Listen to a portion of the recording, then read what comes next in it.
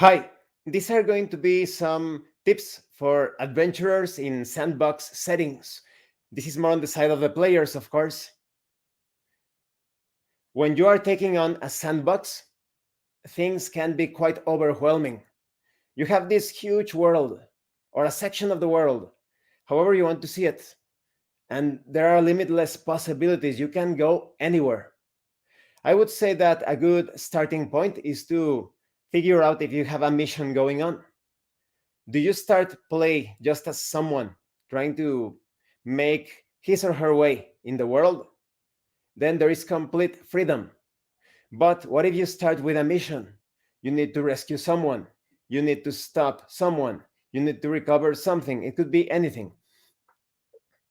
First, figure out if there is a time limit to that mission.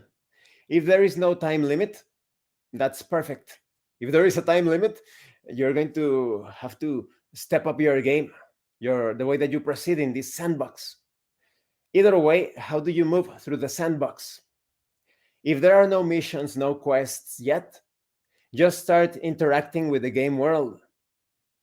You could decide to walk blindly into any direction, but that is unadvisable because, just like in real life, even if you step out of your house right now and you start walking into a single direction, it doesn't mean that you will encounter something profitable or interesting. Sometimes you will hit a wall, sometimes you will find some pit. Maybe if you walk long enough until you get to the outside of town, maybe you live next to a canyon, you will encounter a pit. That's it. Um, a crevice, a precipice. And so it's much better to do some research, talk to the non-player characters, perhaps read some documents in game about the region. And when it comes to the game master communicating things, if that game master is a good game master, you're not going to get an info dump. You're going to get the essentials of what you are looking for. If you say something like I'm going to into the library and look for the wars that have been going on in the region, and maybe the game master will communicate there is an ancient battlefield located to the northeast of this place or the west or whatever, and it gives you enough details, enough information for you to perhaps consider investigating that site because it was an ancient battlefield. Maybe some valuable things were dropped. Sounds a bit ghoulish, right? But many science fantasy and fantasy adventures begin like that. The Dying Earth. Dungeons and Dragons took great inspiration from the Dying Earth novels. The first Dying Earth story, well, when it comes to Kujel, the main character, he begins by robbing a tomb. That's it. He's robbing a tomb. He's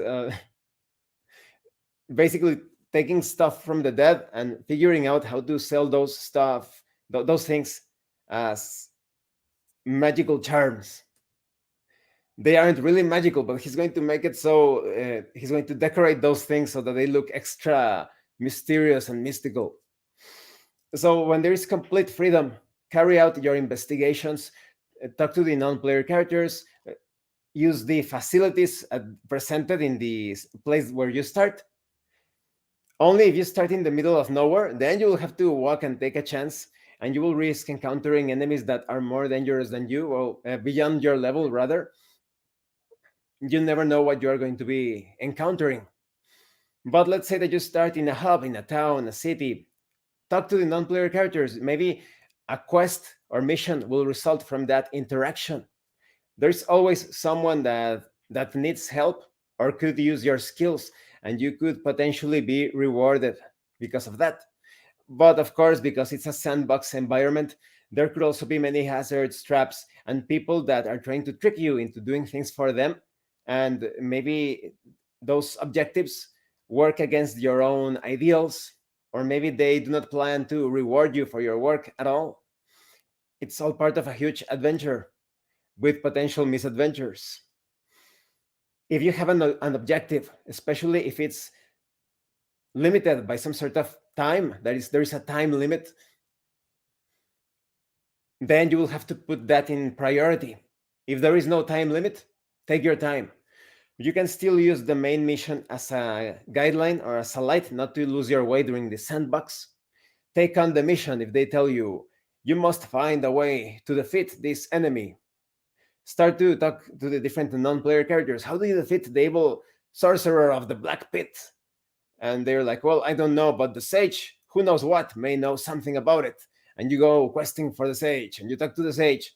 Maybe the sage starts to give you clues on how you can fulfill your mission, like in the valley of who knows what, there is this ancient artifact, or in the mansion in the middle of the swamp, you will find this strange orb with the powers to defeat blah blah blah. Maybe the sage doesn't know how to defeat the evil sorcerer, but maybe that sage has some missions for you, and you can obtain some rewards while fulfilling or completing those objectives. It perhaps that will help you in your main mission. It's all about interacting with the game world, and as long as there is no time limit, you can do whatever you like. But like I said, do not feel overwhelmed by the sandbox. Take your time exploring the world. If there is a time limit, definitely make sure that all of your inquiries, your quests, your missions are somehow related to your main objective. Otherwise, you may end up losing precious time, and it could turn into a tragedy. That is not to say it's not worth playing a tragedy or a cataclysm or something, but it's a different type of story, and it may not match what your character is looking for. If you're playing a hero of justice, you obviously don't want the calamity to occur. Or if you're fighting like in a setting of midnight and you're trying to destroy the tyrannical system, then you want certain calamities to occur against the ruling powers in that fiction. Well, thank you for watching this video. These are just some general tips on the sandbox. Let me know your own tips and advice on sandbox, either as a player character, as an adventurer, or as a game master. Let me know your own tips. And as always, thank you so much to those of you that are going the extra mile to support the channel. If anyone else wishes to further support the channel, the information on how to do that will be in the description below. As always, thank you for your views, for your likes, your comments. If you have any other questions or comments, please let me know. And remember, it is better to roleplay and fail in character than not to roleplay and fail as a player. Thank you, and see you later.